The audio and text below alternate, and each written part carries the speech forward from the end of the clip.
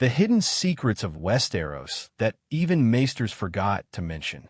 Think you know everything about the Seven Kingdoms just because you binge Game of Thrones 3 times and can recite the Targaryen family tree backwards while drunk? Well, buckle up because a Knight of the Seven Kingdoms is about to drop knowledge bombs that will make you question everything you thought you understood about Westeros. From the bizarre customs that make Westerosi weddings look tame to the historical footnotes that explain why literally everyone in this universe is terrible at governance. Welcome to Westeros Throne, where we are diving deep into the fascinating, forgotten, and frankly weird aspects of the Seven Kingdoms that George R.R. Martin casually mentioned once and then never explained again. If you love discovering the hidden layers of Westeros that make the entire world feel richer than a Lannister's wine cellar, hit that subscribe button like you're knighting someone with a Valyrian steel sword, and smash that notification bell, because we're serving up lore more satisfying than a fry pie on this channel. And trust me, you do not want to miss what obscure historical tidbit we are uncovering next. Let us start with something that sounds absolutely insane until you realize it is completely true. Hedge knights, despite being called knights, are basically the medieval equivalent of unemployed freelancers with combat skills and questionable references. A Knight of the Seven Kingdoms shows us this world through the eyes of Ser Duncan the Tall, Dunk to his friends, a low-born hedge knight who is essentially winging his entire knightly career based on incomplete training from a knight who conveniently died before anyone could verify his credentials.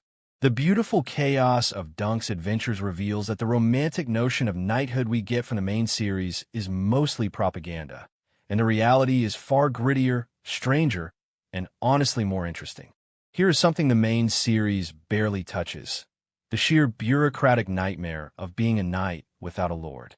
Hedge knights have to find their own employment, maintain their own equipment, and constantly prove their worth in a society that values them somewhere between useful and disposable.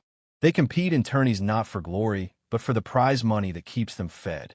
They take jobs that range from honorable to morally questionable because rent is due and horses need feeding. Dunk's struggles show us the economic reality of Westeros that the nobles and kings landing never think about because they have never had to choose between buying new armor and eating that week. But let us talk about something even more fascinating: the Blackfire rebellions, which get mentioned in passing during Game of Thrones, but are absolutely central to understanding why Westeros is so paranoid about succession crises. A Knight of the Seven Kingdoms takes place during the aftermath of these civil wars, and suddenly you understand why every Targaryen looks at every other Targaryen with suspicion. The Blackfires were legitimized bastards of House Targaryen who decided they had just as much right to the throne as their legitimate cousins, and they had enough people agree with them to plunge the realm into multiple devastating wars. The first Blackfire rebellion happened because Aegon IV, known as Aegon the Unworthy, which should tell you everything about his decision-making skills, legitimized all his bastards on his deathbed, like a drunk person making terrible choices at 3 in the morning. He also gave his bastard son Daemon the ancestral Targaryen sword Blackfire, which was basically shouting, "Fight my legitimate son for the throne," without actually saying it out loud. Daemon Blackfire was charismatic, skilled, and possessed the kind of romantic tragic hero energy that makes people follow you into doomed causes. And follow him they did, straight into a war that killed thousands and solved nothing. What A Knight of the Seven Kingdoms reveals is that these rebellions did not just affect the great houses. They traumatized the entire realm. Common people died in fields they did not care about, fighting for causes they did not understand. Hedge knights found themselves forced to choose sides based on which lord was hiring rather than any actual political conviction. The rebellions created a paranoia about legitimacy and succession that infected Westerosi politics for generations, directly contributing to the neurotic behavior we see from characters like Cersei, who are absolutely obsessed with securing their children's claims. Now here is something wonderfully weird that a Knight of the Seven Kingdoms explores. The trial by combat system is even more insane than Game of Thrones made it look. We see trials where the accused can choose a champion, but the series shows us the bizarre loopholes and complications that arise. What happens when both sides choose champions, and those champions do not actually care about the guilt or innocence they are fighting over? What happens when the trial becomes less about justice and more about who can hire the biggest warrior? Dunk gets pulled into one of these situations, and the absurdity of deciding innocence based on who is better at hitting people with swords becomes painfully apparent. The series also gives us incredible insight into how the faith of the Seven actually functions at ground level, which is wildly different from the political machinations we see with the High Sparrow.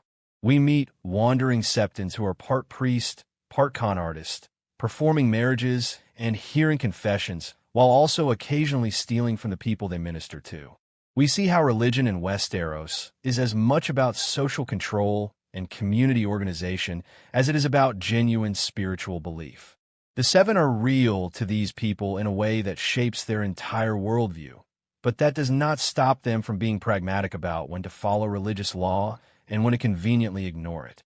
One of the most fascinating revelations is about Targaryen genetics and the whole dragons in human form thing.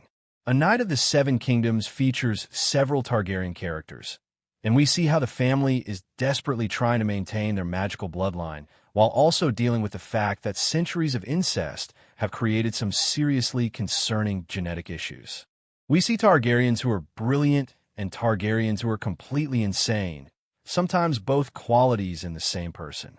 The series makes it clear that the coin flip metaphor about Targaryen madness is not just a saying. It is observable reality that everyone in Westeros has learned to accept and fear. The Dornish also get much better treatment in A Knight of the Seven Kingdoms than they ever got in the Game of Thrones show. We learn about their unique culture, their different approach to inheritance where daughters can rule, and their absolutely legendary capacity for holding grudges. The Dornish are still bitter about the Targaryen conquest, still nursing wounds from conflicts that happened generations ago, and their long memory makes them both dangerous and fascinating as political players. They approach warfare and politics differently than the rest of Westeros, preferring guerrilla tactics and patience over direct confrontation, and this cultural difference creates friction and misunderstanding with their neighbors. Let us talk about something that sounds minor but is actually huge: the importance of small folk in shaping history. A Knight of the Seven Kingdoms shows us innkeepers, farmers, merchants, and craftspeople who are living their lives and occasionally getting swept up in the schemes of their betters.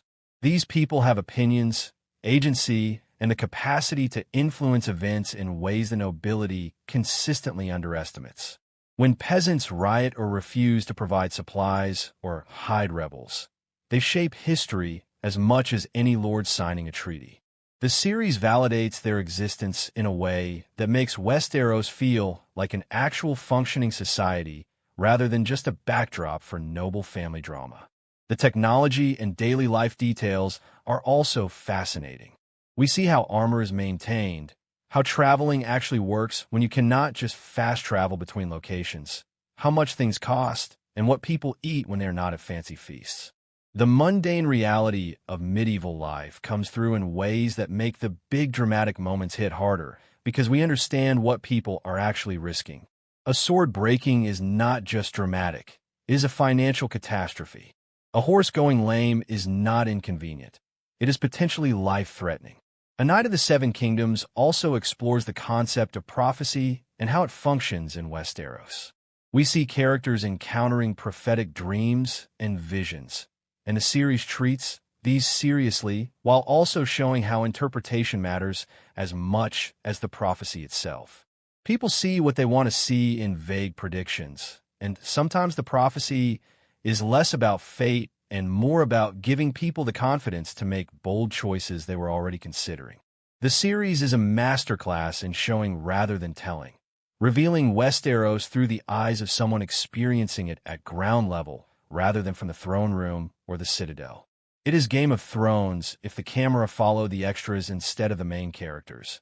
And what we discover is that those extras have their own rich, complicated lives that make the world feel lived in and real in ways that pure political drama sometimes misses. Thanks for watching Westeros Throne, and we will catch you in the next one.